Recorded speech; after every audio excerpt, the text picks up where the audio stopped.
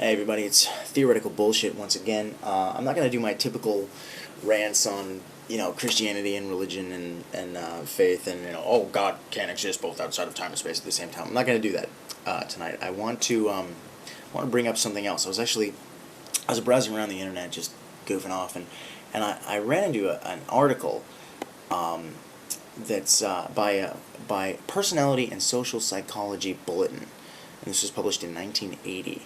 But it had to do with people who believe in like the paranormal and supernatural and psychic powers and ESP and that kind of thing. And what it was a study to assess how skeptics versus believers each react to conflicting evidence to their own beliefs. And here's what they did. They took a large group of people that were half believers in like ESP and psychic powers and stuff like that, and then half skeptics, people who didn't believe in any of it. And they divided them up into two groups. I guess it was a large amount of people, I'm not sure. But they divided up into two groups and separated them and put them in isolated situations. And the skeptics and the believers both had to read two articles, the same articles, but they each had to read an article supporting ESP, giving evidence for ESP. They used ESP as their model. Supporting and giving evidence for ESP, and then an article debunking ESP and giving evidence against it. And they both had to read, both groups had to read each of these articles. Now, here's the kicker. They had to be tested after they read the articles on what it was they read and what they remembered, and if they could repeat back and articulate what it was that they were reading. The skeptics, 90% of them were able to articulate and reiterate what it was they read as the evidence for and against both sides.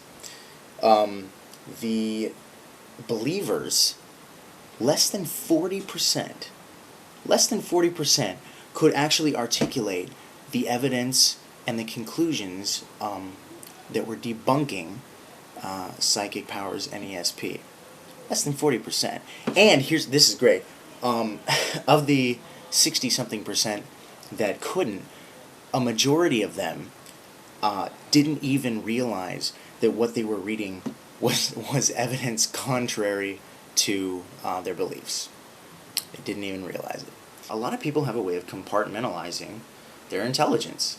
It seems like you will talk to somebody who's a lawyer or a doctor or somebody who's in grad school, and they're and they actually believe that what their psychic told them is true. They believe that, or they believe that astrology is my big thing. I have such issues with astrology. They believe that their personality is dictated by the positioning of the planets, and it just blows my mind how we can do that. When somebody comes up to me and they go, Are you a Libra? You seem like a Libra. And I go, no. And they go, what is your sign? And I go, what do you think my sign is? If I'm, not a Libra. And they go, ooh, maybe you're Sagittarius? I don't know. No, I'm not. Maybe Taurus. You're definitely a Taurus. No, I'm not. How about Gemini? You're totally a Gemini, aren't you? No, I'm not a Gemini. And they'll go down the line, until they get to Scorpio, like 7 signs in, I'm like, yeah, I'm a Scorpio, and they'll go, oh my god, I knew it, it's so funny, you are just like a Scorpio. I should have guessed that first, I don't know why I didn't. There's something about astrology as a theory, as a hypothesis, as a worldview, that doesn't, like you've got application with astrology. You ask people why they believe in astrology, and they'll tell you, well, because it just fits. It's always right. It's so dead on. It has to be true. And I'm like, what do you mean it's so dead on? 50% of the time, it's untrue. In fact, you just tried to guess my sign, and you were wrong 8 times before the 9th one you got. And they'll go, no, but that's because Mercury is rising or something. But you've got application. That's why people tend to believe in astrology. But what about theory? Does any astrologist? Does anybody who believes in astrology or numerology or any one of those, does anybody want to have a go at accounting for how it works? What's the science behind it? What's the, give me theory. How does the positioning of a planet affect your personality?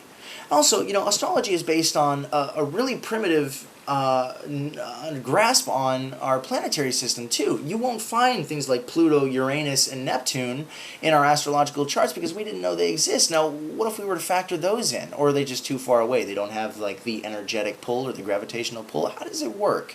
And also, why does it happen at the time of birth? You're in the womb for what, 9 months? Why did I not know that? That's pitiful. You're in the womb for 9 months, 6 of which you're a pretty developed human being,